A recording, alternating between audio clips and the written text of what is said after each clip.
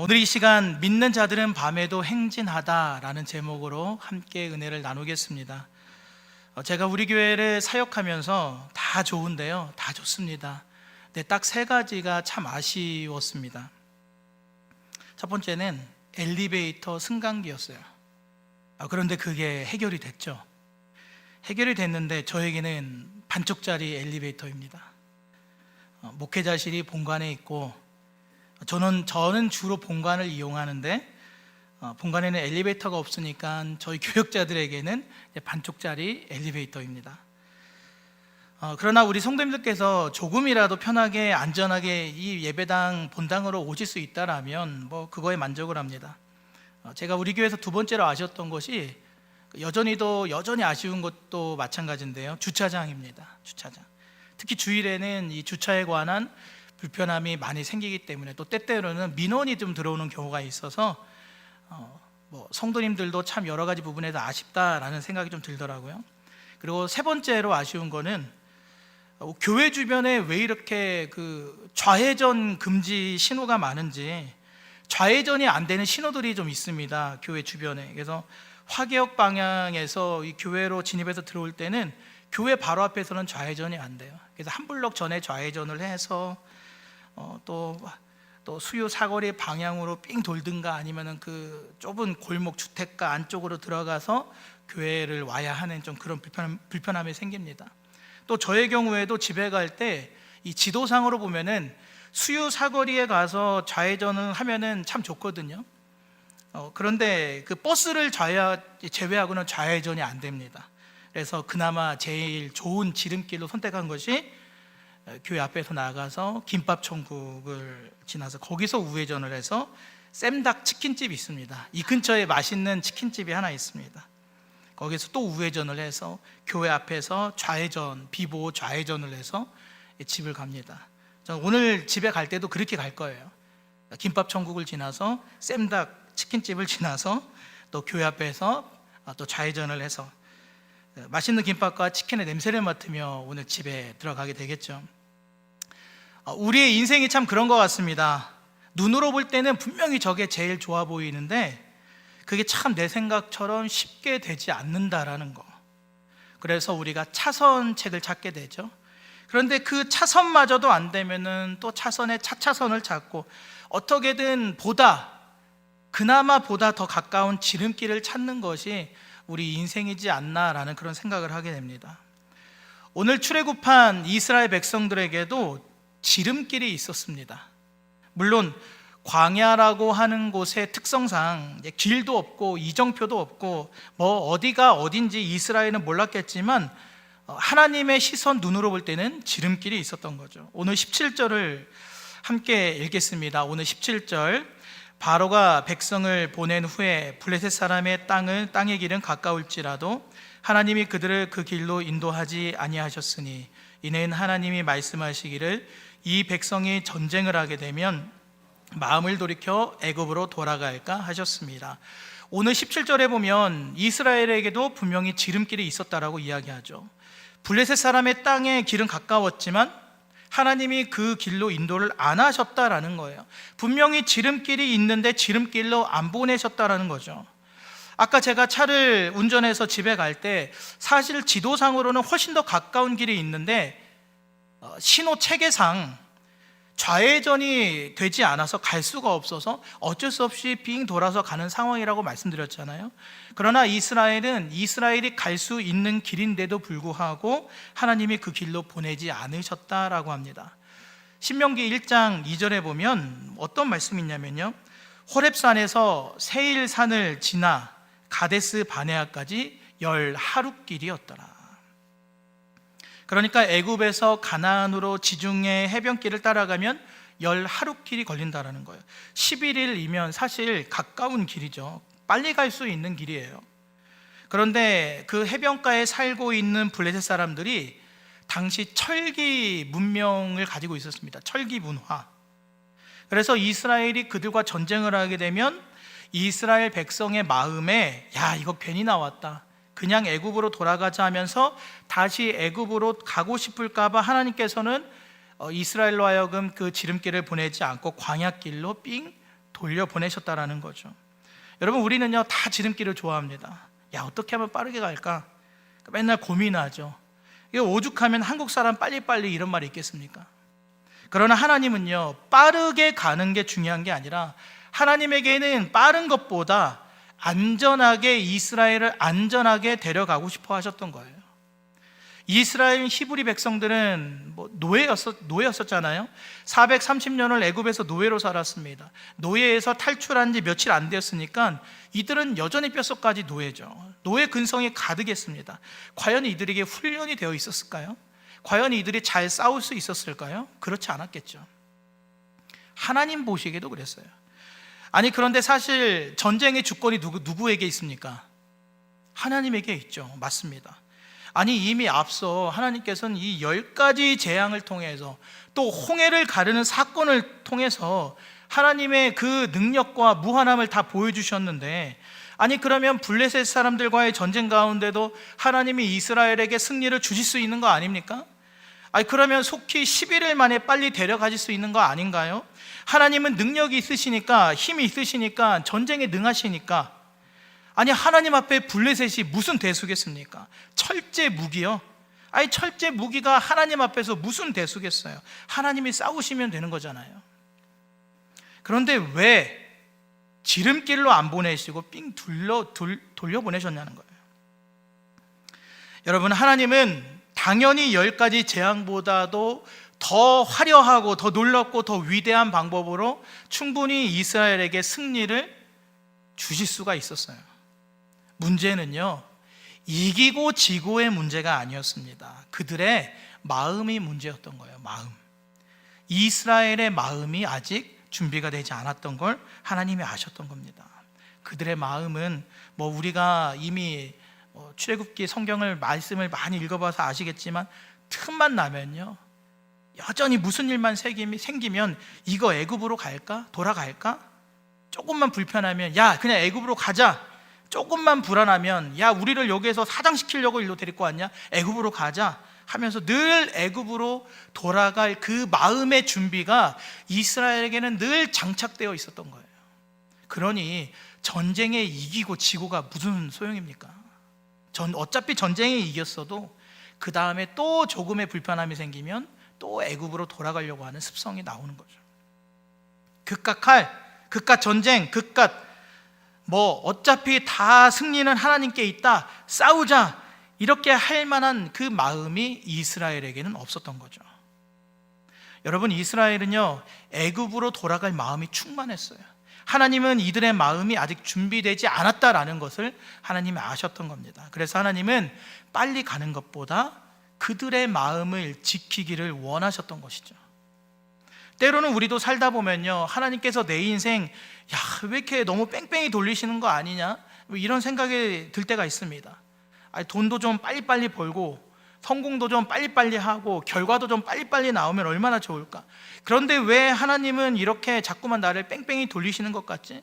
하나님 왜 이렇게 자꾸 나를 똥개 훈련시키는 것 같지?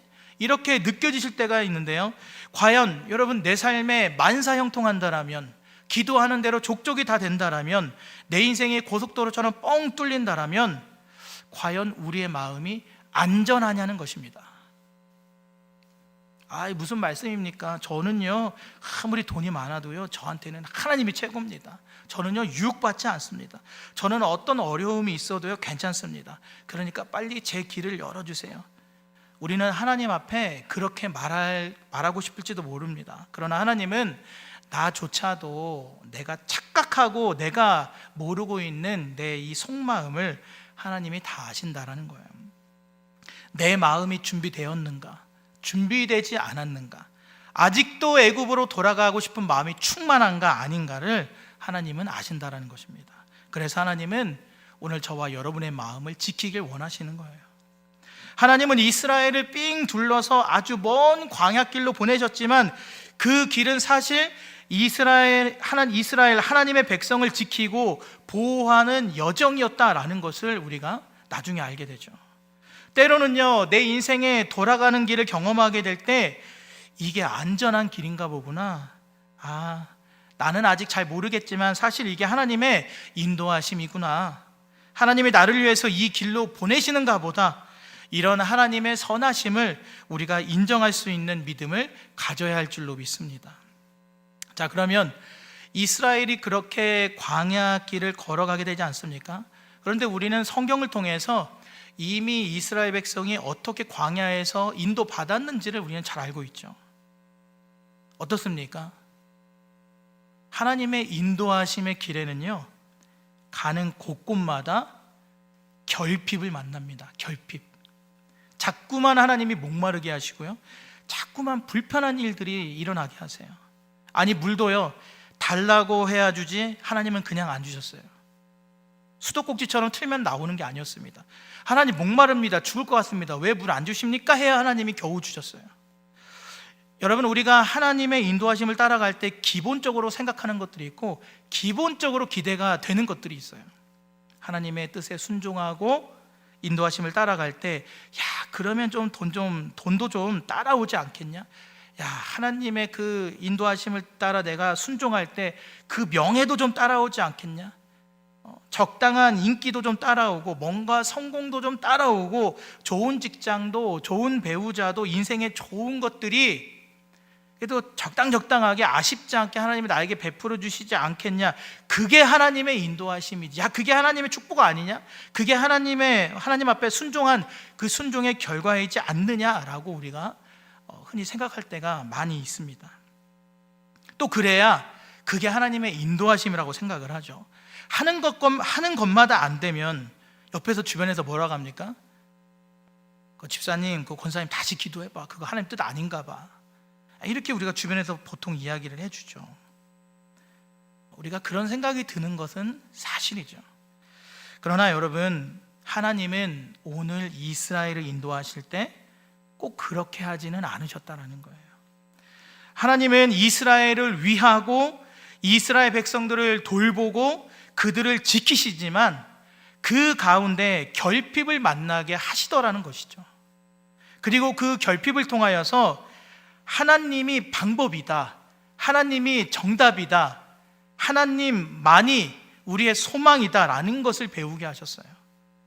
우리 그 다음 우리 19절도 함께 읽겠습니다. 19절, 모세가 요셉의 유고를 가졌으니 이는 요셉이 이스라엘 자손으로 단단히 맹세하게 하여 이르기를 하나님이 반드시 너희를 찾아오시리니 너희는 내 유고를 여기서 가지고 나가라 하였음이더라. 아멘. 이스라엘에게 있어서 하나님만이 소망이고 하나님만이 유일한 길이다라는 것을 이스라엘 백성이 알게 하십니다. 오늘 19절에 보면 모세가 또 이제 요셉의 유고를 가지고 가죠. 이 장면은 이제 창세기 50장에 좀 연관된 나오는 내용입니다. 요셉이 죽을 때 뭐라고 유언하냐면은 하나님이 당신들을 반드시 가나안 땅으로 인도하실 것이다. 아브라함과 이삭과 야곱에게 약속하신 대로 반드시 우리 이스라엘 백성들이 가나안 땅으로 가게 될 거다. 그때 그 순간에 내 유고를 가져가라, 이제 이런 유언을 남깁니다. 여러분, 오늘 우리가 보통 이집트 하면 제일 먼저 어떤 것이 생각이 납니까? 이집트. 사람들이 이집트에 가면 꼭 들려서 구경하는 것들이 있죠.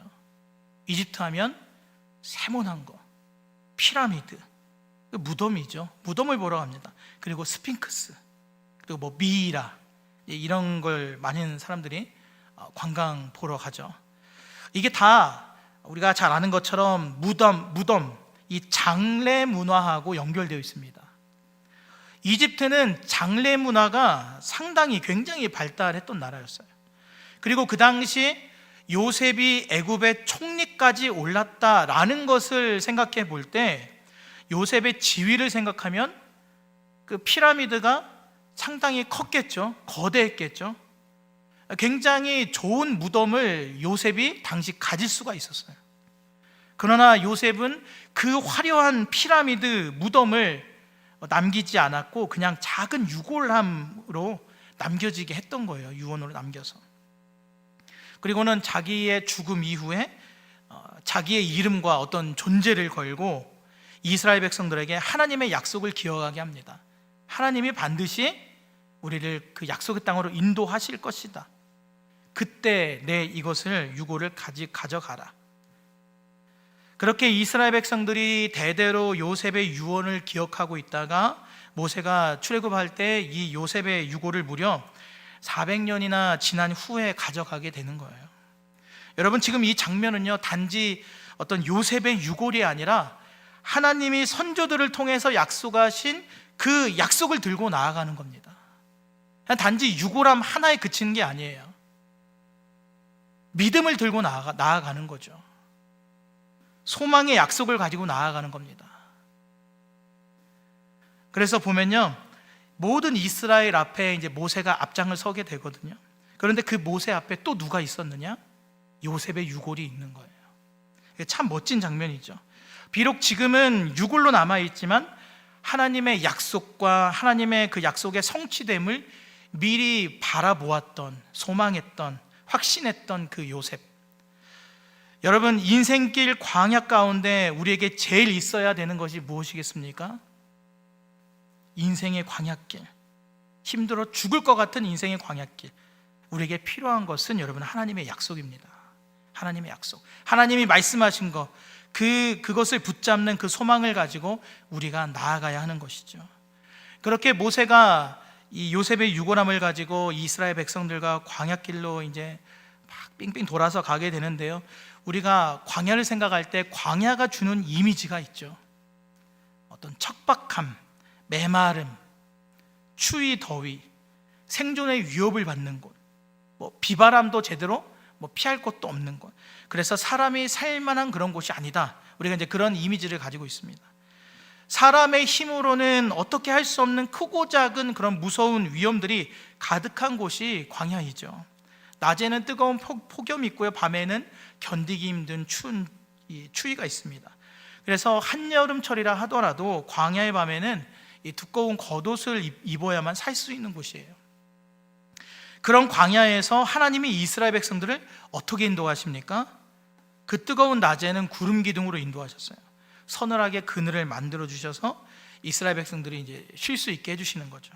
그리고 밤에는 불기둥으로 뜨거운 화롯불처럼 그렇게 이스라엘 백성들을 따뜻하고 훈훈하게 비춰주지 않았을까, 이제 이런 생각을 하게 되는 거죠. 그래서 보다 낮이나 밤이나 편안한 그런 시간들 보낼 수 있었을 거라 우리가 생각을 합니다. 광야에는 정말 많은 어떤 벌레들과 또 들짐승들도 있었을 텐데 이 뜨거운 불 가운데, 그 따뜻함 가운데 다가오지 못했을 거예요. 그리고 그렇게 하나님은 이스라엘 백성들을 철저하게 낮이건 밤이건 보호하고 그들과 함께 하셨다라는 것입니다. 우리가 잘 아는 것처럼 이스라엘 백성은 장정만 60만 명이에요. 60만 명. 싸움에 나갈 만한 남성만 60만 명입니다. 그래서 학자들은 보통 여성들, 또 어린 아이들, 유아까지, 또 노인들까지 하면 200만 명이 넘었을 거다라고 이제 추정을 합니다. 여러분, 하나님의 도우심 없이는 절대로 존재할 수 없는 엄청난 거대 집단입니다. 200만 명. 도대체 아무것도 없는 이 광야에서 이토록 엄청난 거대한 집단이 도대체 어떻게 보호받고 어떻게 생명을 유지하면서 살아갑니까? 하나님밖에 없어요. 그래서 하나님은 이스라엘 가운데 구름 기둥과 불 기둥으로 임재하시고 나타내셨어요. 광야 이스라엘 백성들에게 구름 기둥과 불 기둥이 있다면 신약 시대를 살아가고 있는 오늘 저와 여러분에게 무엇이 있습니까? 예수 그리스도를 통해서 성취된 임마누엘, 그 하나님의 약속이 있다는 거예요. 하나님이 우리와 항상 함께 하시는 줄로 믿습니다. 우리의 인생을 낮과 밤으로 우리가 표현하기도 하잖아요. 낮 시간은 치열하죠. 낮에는 뜨겁고 힘겹고 저마다 치열한 그 생존 경쟁을 하면서 살아가실 텐데요, 그러다 보면 어느 순간 숨이 차오르고 지칠 때가 있죠. 그때 우리의 삶에 성령님이 임재하시고 또 성령 하나님이 그늘이 되어주시고 우리의 상한 마음 위로하여 주시고 또 우리에게 새 힘을 불어넣어 주셔서 우리로 그렇게 살아가게 하신다는 겁니다. 하나님을 의지하면서. 또 인생의 밤 시간에 찾아올 때가 있습니다. 어둡고 힘들고 괴롭고, 야, 이거 도대체 캄캄해서 뭐 한 걸음 내디딜 수도 없는 그 순간, 그 뜨거운, 밝고 뜨거운 그 불의 임재로 말미암아서 얼어붙은 우리의 마음을 녹이시고 우리의 갈 길, 우리의 인생길을 밝혀 주신다라는 것이죠. 많은 사람들이 인생의 삶을 광야와 같다라고 이야기하지 않습니까? 광야는 길이 없어요. 고속도로가 뚫려 있지 않습니다. 이정표마저도 없어요. 막막합니다. 그러니까 우리 인생이 그러하죠. 저는 그 진로라는 말에 대해서 이 10대 청소년들만 좀 진로를 고민하는 줄 알았습니다. 그런데 청년들과 이야기를 해보면 20대에도 여전히 진로 고민을 하고요, 30대에도 여전히 진로를 고민합니다. 또 성도님들을 신방하다 보면 심지어 50대에도 진로를 고민하시기도 하고요, 60대에도 진로를 고민하시기도 해요. 요즘은 그 평생 직장이라는 말이 없어졌다고 합니다. 뭐 철밥통 이런 것도 없어졌다고 합니다. 옛날에는 정년 60년 보장 이렇게 말을 했다고 하지만, 사실 우리나라 현실이 반영된 이 정년 통계를 보면요, 49세라고 합니다. 49세. 이 49세가 되기 시작하면 회사에서 눈치를 주고 또 이제 한직으로 돌리고 이런 좀 일들이 일어나게 되는 거죠. 정년이 엄청 빠르고 짧아졌어요. 또 지금 이 청년 세대의 이 통계를 기사를 보니까요, 오늘날 청년들이 보통 이 취업을 위해서 대략적으로 한 10개월 정도 준비한다고 하더라고요. 사람마다 물론 다 다르겠지만 평균적으로 이제 10개월 준비해서 첫 직장에 들어가게 되면 근속 기간이 얼마나 될까요? 근속 기간이 평균적으로 한 1년 6개월 정도 된다고 하더라고요. 2년이 채 안 됩니다. 그러니까 10개월을 죽자사자 준비해서 첫 직장에 들어가서 2년을 못 채우고 이제 나오는 거죠. 뭐 일이 맞지 않을 수도 있고, 뭐 생각보다 힘들 수도 있고, 어떤 부당한 일들을 당할 수도 있고, 뭐 여러 가지 이유로 다 그만둔다라는 거예요. 요즘 젊은 20, 30대 이제 세대를 많이 들어보셨을 겁니다. MZ 세대라고 하잖아요. 한 기사에 보니까 그 MZ 세대의 70%가 평상시에 항상 퇴사를 생각한다고 합니다. 직장 생활을 하면서 항상 그만두고 싶다, 나가고 싶다, 때려치고 싶다, 이런 생각을 하면서 직장 생활을 하는 거죠. 뭐 MZ 뿐이겠습니까? 많은 사람들이 자신의 품속에 사직서를 가지고 다니면서 이걸 언제 내야 하지? 그러면서 다닌다고 하더라고요. 여러분, 그들이 책임감이 없고 충동적이기 때문이 아닙니다. 요즘 얼마나 이 젊은 세대들이 자기 개발하면서 열심히 사는지 몰라요. 우리 교회 청년들도요, 정말 열심히 삽니다. 제가 이제 단기 선교 관련해서도 여러 차례 말씀드렸지만, 그 수련회 한번 참석하려면은 2박 3일 수련회 한번 가려면은, 그 단기 선교 한번 가려면은 이미 뭐 한두 달 전부터 다 같이 아르바이트하는 그 사람들과 사장님과 다 시간 조율을 해가지고 일정 조율하고 또 다른 팀원들과 조율해가면서, 대신 내가 그 기간을 빠지니까 내가 아침 첫 타임부터 마지막 문 닫을 때까지 내가 근무하겠습니다, 이렇게 해가지고 몇 날 며칠을 아침부터 밤늦게까지 일하면서 그렇게 수련회를 참석하고 단기 선교를 갑니다. 그렇게 바쁘게 살아요. 요즘은 놀고 먹고 대학생이 없습니다. 또 강의도, 영상 강의도 얼마나 많이 듣는지 몰라요. 옛날에는 취업해서 직장에 들어가면 이제 그냥 직장 생활하면 끝인데, 요즘은 직장 생활을 하면서도 내가 어떻게 다른 방법으로 수익을 낼 것인가, 내가 어떻게 투자할 것인가, 내가 어떻게 미래를 준비하고 어떻게 노후를 대비할 것인가를 20, 30대 때부터 이미 준비하면서 살아갑니다. 근데 잘 모르니까 직장 생활하면서 또 열심히 공부하는 거예요.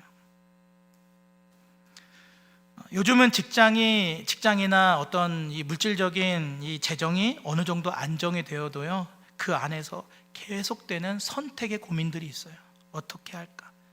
어떻게 하면 더 잘 살 수 있을까? 결혼 문제만 하더라도, 여러분, 결혼하면 끝입니까? 아니잖아요. 전 결혼하면 끝일 줄 알았거든요. 아니더라고요. 지역은 어디서 살 것인가? 또 이사를 가야 되나? 어디로 가야 되나? 거주 문제에 관해서, 지역에 관해서 선택의 문제들이 쌓여져 있고요. 또 자녀를 낳으면 몇 명을 낳아야 할 것인가, 또 낳았으면 자녀의 교육의 문제, 어떤 현실적인 문제 앞에 정말 고민들이 끝도 없이 화수분처럼 터져나와요. 우리는 이 길이 맞나? 이 선택이 맞나? 우리는 평생 고민하며 살아갑니다. 한마디로 이 광야와 같은 삶을 우리가 살아갈 때 이스라엘 백성이 불기둥 구름기둥 붙잡고 쫓아갔듯이 우리에게는 우리의 인생을 인도해 줄 하나님의 인도하심이 너무나도 절실히 필요하다라는 거예요. 이러한 우리의 인생 가운데 이 말씀을 함께 읽고 기억하길 원하는데요, 우리 민수기 9장 22절을 함께 읽겠습니다. 민수기 9장 22절. 이틀이든지 한 달이든지 1년이든지 구름이 성막 위에 머물러 있을 동안에는 이스라엘 자손이 진영에 머물고 행진하지 아니하다가 떠오르면 행진하였으니. 여러분, 하나님의 인도하심을 나타내는 이 구름 기둥을 자세히 보면 우리가 하나님의 인도하심을 어떻게 따라가는지를 알 수 있습니다. 하나님의 인도하심의 특징이 나오죠. 그 특징이 뭐냐면은 예측 불가입니다. 예측 불가. 하나님의 인도하심은 예측 불가예요. 도대체 구름 기둥이 언제 이동할지 예측 불가. 이틀이든지 한 달이든지 심지어 1년이든지. 여러분, 이해되십니까? 그러니까 구름 기둥만 하늘로 저렇게 쳐다보고 있다가 구름 기둥이 움직이면 이동해야 하는데 어떤 날은 하루 만에, 어떤 날은 이틀 만에 움직였다라는 거예요. 그런데 이게요, 이스라엘 백성들이 단순히 어깨에 가벼운 이 가방 하나 메고 가는 게 아니라 온갖 살림살이에 장막, 텐트에 모든 짐이 한가득인데 겨우 장막을 다 펴놓고 살림살이 집기 다 설치해놨는데 겨우 텐트에 딱 누웠는데 다음날 아침에 딱 눈 떠보니까 구름 기둥이 움직이기 시작합니다. 그 잔뜩 버려놓은 짐을 또다시 주섬주섬 싸서 이동해야 했던 거예요. 우리 성도님들 이사 많이 해보셨을 거 아니에요. 여러분, 이게 보기에는요 짐이 별로 없어 보여요. 야, 이거 조그만 트럭 한 대만 있으면 돼. 무슨 이사짐 센터야. 용달 트럭 하나 빌려서 이사 가면 돼. 그게 됩니까? 안 됩니까? 짐을 싸기 시작하면요 트럭이 몇 대 분량이 나옵니다. 야, 내가 이걸 다 싸질머지고 다녔다니 할 정도로 내가 최근에 이사를 했는데도 불구하고 짐이 여전히 많아요. 그래서 이사는요 싸는 게 아니라 버리는 게 일이에요. 여러분, 이스라엘이라고 뭐가 달랐겠습니까? 그 많은 짐들을 들고 다니기가 쉽지 않았겠죠. 그리고 앞에 말씀드린 것처럼 이스라엘 가운데는 이 싸움에 나갈 만한 젊은 장정만 있는 게 아니라 어쩌면 임종을 앞둔 노인도 있었을 것이고 출산을 앞둔 만삭도 있었을 것이고 만삭 여인도, 신생아의 어린 아이들의 어쩌면 또 장애가 있었던 그런 분들도 계셨을 거란 말이에요. 이렇게 굉장히 다양한 사람들이 모여 있는데 오늘 밤에 누웠다가 내일 다시 장막을 접고 떠난다? 아니, 하나님 무슨 예고라도 좀 해주시지. 아니면 하나님 일주일 단위로, 한 달 단위로 움직여 주시던가. 하나님의 타이밍은 그런데 그렇지 않다라는 거예요. 한번 생각해 봤습니다. 야, 내가 이스라엘의 입장이었다면 언제가 제일 힘들었을까? 생각해 보면 하루 만에 움직이는 것도 힘들었겠지만 여러분, 어쩌면 1년이 제일 힘들지 않았을까라는 생각이 듭니다. 하루가 지나고 이틀이 지나고 한 달이 지나면서 마음이 편안해졌겠죠. 적응도 했고요. 그런데 2달이 되어가면서 이제는 좀 슬슬 움직여도 되는데 충분히 쉬었고 이제 다 체력도 다 회복됐는데 그렇게 2달이 넘어가고 3달이 넘어가고 그런데 구름 기둥이 안 움직이는 거예요. 움직일 기미가 없는 거예요. 그러면 어떤 생각이 들겠습니까? 아니, 설마 아니죠, 하나님? 저 잊으신 거 아니죠? 아니, 광야에다가 우리 여기다 집어다 넣어놓고서는 하나님 잊어먹은 거 아니시죠? 그렇게 12개월을 지나면서 얼마나 불안하겠습니까? 구름 기둥은 인도하심의 상징이잖아요. 그런데 여러분, 12개월이 되도록 하나님의 인도하심이 보이지 않을 때 여러분 얼마나 우리가 불안하겠습니까? 어쩌면 하루하루 이동했을 때보다도 더 힘들었을 수도 있어요. 여러분, 우리는 뭔가 빨리빨리 됐으면 좋겠다라는 생각을 늘 하며 살아갑니다. 뭐든지 빨리 해결되고 눈에 보이는 큰 결과물이 우리 삶에 있었으면 좋겠고 우리의 삶이 좀 예측 가능했으면 좋겠다라는 생각을 하는데요, 그러나 하나님은 매일같이 하시는 말씀이 기다려라 라고 하신다는 거예요. 아니, 하나님 언제까지 기다립니까? 다른 사람들 보면 다 빨리빨리 뭔가 인생의 성취도 하고 인생의 큰 결과물도 있고 하는데 왜 저는 매일매일 기다려야 합니까? 우리는 하나님께 따져 묻고 싶은 순간들이 한두 번이 아니죠. 그러나 이스라엘은요 11개월 29일 혹은 11개월 30일까지 그 긴 시간 동안 구름 기둥이 움직이지 않았어도 여전히 매일같이 구름 기둥을 쳐다보아야 했다라는 것입니다. 여러분, 때로는요 하나님의 응답이 없다고 느껴지는 순간들이 있어요. 솔직히 많이 느끼죠. 하나님의 침묵의 순간을 우리는 많이 느낍니다. 그렇게 하루 이틀 시간이 길어지다 보면 에라이 안 되겠다, 짐 싸서 그냥 애굽으로 돌아가자, 아니면 구름 기둥이 움직이든지 말든지 나는 일단 짐 싸서 그냥 내가 한번 가보겠다, 우리는 그렇게 성급하게 움직일 때가 있는데요, 오늘 하나님이 광야의 이스라엘을 인도하시는 방법은 기본적으로 기다림이었다라는 거예요. 기다림. 하나님의 인도하심을 계속 바라보는 것입니다. 하나님께 시선을 두는 것입니다. 잠잠히 기다리는 거예요. 인도하심은 하나님께 있습니다. 구름 기둥이 움직이는 때 그 타이밍은 아무도 몰라요. 그러나 오늘날 많은 사람들이요, 언제까지 도대체 구름 기둥만 쳐다봅니까? 저는 딱 3개월만 쳐다보겠습니다. 저는 6개월만 쳐다보겠습니다. 저는요 40일 작정하고 40일만 쳐다보겠습니다. 그리고 나서도 응답이 없다라면 그러면 제가 가고 싶은 대로 제 갈 길로 가겠습니다.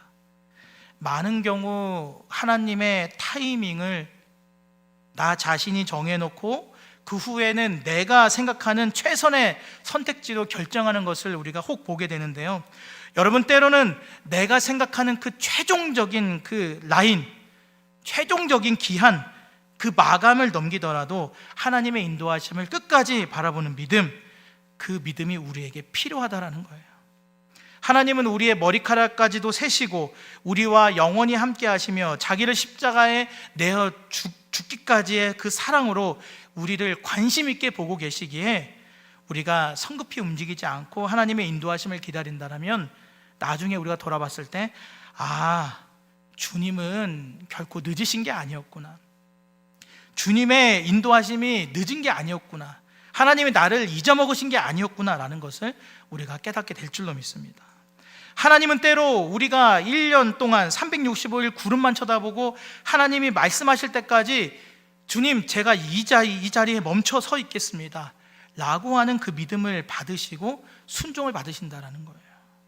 하나님은 우리가 황소를 드림보다 순종을 기뻐하시는 줄로 믿습니다. 우리는 흔히 낮에는 구름 기둥, 밤에는 불 기둥, 이렇게 낮에는 구름 기둥으로 행진하고 밤에는 불기둥으로 멈춰서고 이렇게 좀 이분법적으로 나눠서 생각을 하는데요, 성경을 읽어보면 그렇지가 않아요. 성경은 분명히 밤과 낮의 구분 없이 하나님의 인도하심이 있었다라는 것을 말씀합니다. 오늘 본문 13장 21절에도 보면 밤이나 낮이나 행진하게 하셨다라고 하죠. 그리고 우리가 이어서 출애굽기 40장 36절, 37절, 38절 말씀 우리 앞에 화면 보시면서 함께 읽겠습니다. 구름이 성막 위에서 떠오를 때에는 이스라엘 자손이 그 모든 행진하는 길에 앞으로 나아갔고 구름이 떠오르지 않을 때에는 떠오르는 날까지 나아가지 아니하였으며 낮에는 여호와의 구름이 성막 위에 있고 밤에는 불이 그 구름 가운데 있음을 이스라엘의 온 족속이 그 모든 행진하는 길에서 그들의 눈으로 보았더라. 아멘. 이 말씀에 보면 구름 기둥은 24시간 365일 이스라엘과 함께 있었습니다. 그리고 밤이 되면 그 구름 가운데 불기둥이 나타나는 거죠. 그러니까 구름 기둥은 상시로 떠 있었고요, 밤에 불이 나타났던 거예요. 이게 제가 전에도 한번 설교하면서 출애굽기 설교하면서 한번 말씀을 드렸는데, 구름 기둥 사이에 불기둥이 있다? 이거는 여러분 상당히 비과학적이고 이 말이 안 되는 기적입니다. 구름은 수증기거든요, 수증기. 그런데 그 수증기 사이에 불이 있다? 이거는 과학적으로 불가능한 거예요. 불은 순식간에 수증기를 잡아먹어요. 뜨거운 불로, 그 뜨거운 열기로 수증기를 순식간에 증발시킵니다. 구름 사이에 불이 있는 것은 사실 일반적인 현상, 과학적으로는 불가능한 거예요. 그런데 그 불가능한 일을 하나님이 하시는 거죠. 그렇게 해서라도 이스라엘을 하나님이 인도하시는 겁니다. 여러분, 우리는 우리의 지식이 짧아서, 우리의 상식이 짧아서, 우리가 잘 몰라서 하나님의 인도하심과 하나님의 일하심을 잘 이해하지 못하는 순간들이 엄청나게 많습니다. 그러나 하나님은 우리가 생각하는 것보다 더 놀랍도록 우리와 함께 일하신다라는 거예요. 밤에 캄캄할 때, 여러분 밤을 생각해 보세요. 캄캄할 때 달빛이 비춰지면은 그 구름이 떠 있을 때 구름이 좀 보입니다. 그런데 달빛이 구름에 가려지면 안 보이거든요. 캄캄하거든요. 칠흑같이 어두운 밤이 되는 거예요. 그리고 구름 기둥이 당연히 안 보이겠죠. 구름 기둥이 움직이는지 멈춰서 있는지 이스라엘이 도무지 알 수가 없어요. 그러한 인생의 순간에서도 하나님은 하나님의 백성들을 인도하시기 위해서 인간의 지식과 상식을 뛰어넘는 그 구름 기둥 사이의 불기둥을 통해서 구름 기둥과 불기둥이 함께 공존하게 하셔서 낮이나 밤이나 일하시며 그들을 인도하셨다라는 것을 기억하시기 바랍니다. 여러분, 밤에요 갑자기 구름 기둥이 움직입니다. 그런데 너무나도 힘들고 귀찮은 거죠. 에라이 모르겠다, 나는 그냥 잘난다, 안 볼란다 하고서 안 따라가면 어떻게 될까요? 내 주변에 광야에서 불기둥이 없으면 그냥 단지 칠흑같이 캄캄한 것이 아니라 여러분 얼어 죽는 거예요. 얼어 죽어요. 여러분, 순종이 살 길입니다. 이스라엘에게는 순종이 살 길이에요. 오늘날 많은 그리스도인들이 하나님은 나를 사랑하시니까, 야, 하나님은 사랑이잖아, 하나님은 사랑이야, 그래서 내가 조금 불순종하는 거, 내가 조금 하나님의 뜻을 거스르는 거, 심지어 내가 죄를 짓는 것조차도 하나님은 그거 다 이해해 주실 거야. 왜? 하나님은 나를 사랑하니까. 오늘날 많은 그리스도인들이 하나님은 나를 사랑하시니까 내가 순종할 수 없는 이유, 내가 불순종해도 괜찮은 이유, 내가 지금 밤 시간에 구름 기둥을 따라가지 않는 이유, 수많은 이유를 하나님이 이해하시고 용납해 주신다라고 생각을 해요. 왜요? 하나님은 나를 사랑하시니까.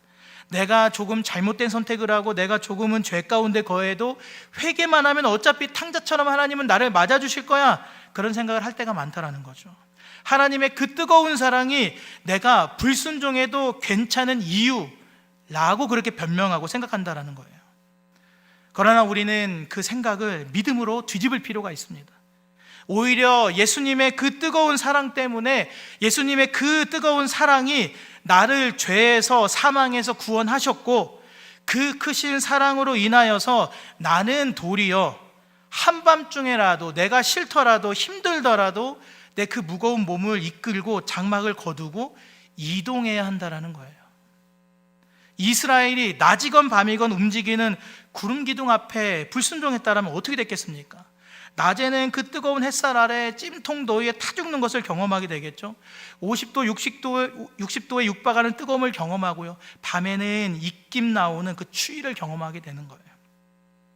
그런데 우리는 내가 불순종해 놓고는, 내가 구름 기둥을 낮에 안 따라가 놓고는, 내가 밤에 그 구름 기둥을 안 따라가고는 하나님께 따질 때가 많은 거죠. 하나님 왜 이렇게 뜨겁습니까? 왜 이렇게 춥습니까?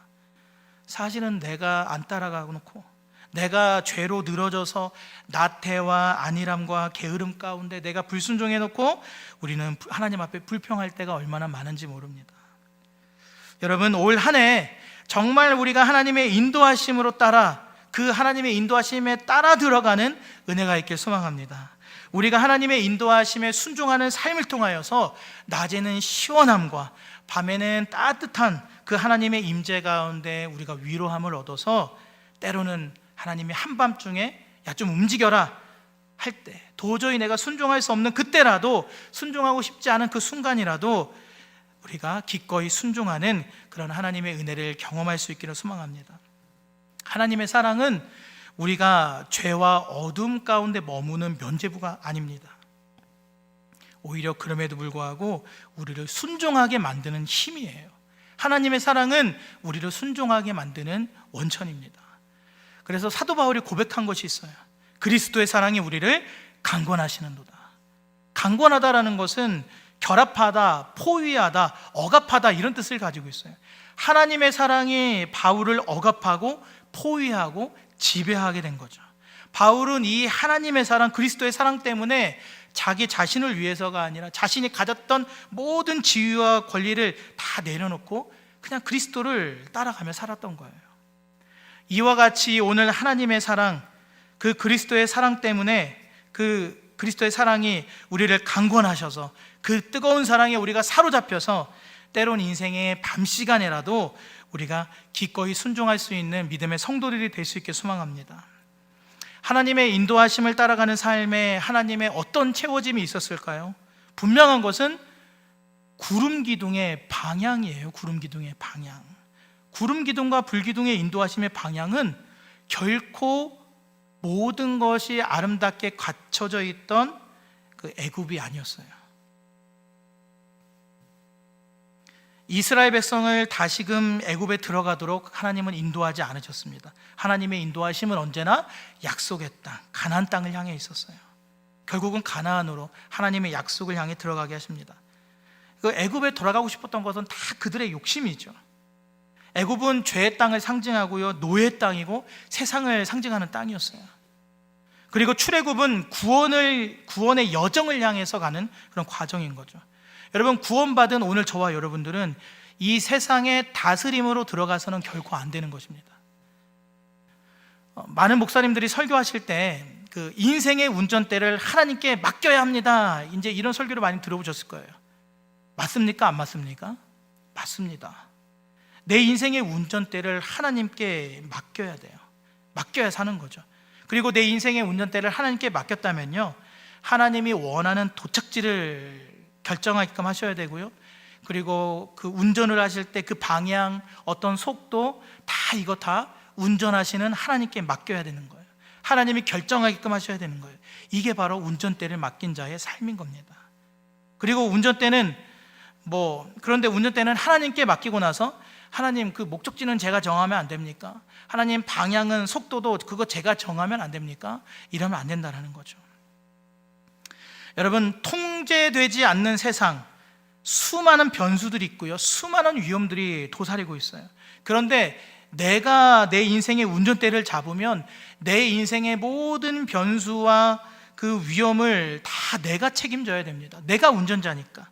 그러나 내 인생을 하나님께 맡긴다면 그 모든 일들은 하나님이 책임져 주시는 줄로 믿습니다. 여러분, 우리의 인생보다 하나님께서 더 뛰어나시다라는 거 믿으십니까? 하나님이 우리의 인생으로 장난하지 않으신다라는 거 믿으십니까? 때로는 내 인생에 하나님이 결핍을 허락하시고, 때로는 길게 돌아가게 하시고, 그런데 그조차도 하나님의 선하신 인도함이라는 것을 여러분 믿으십니까?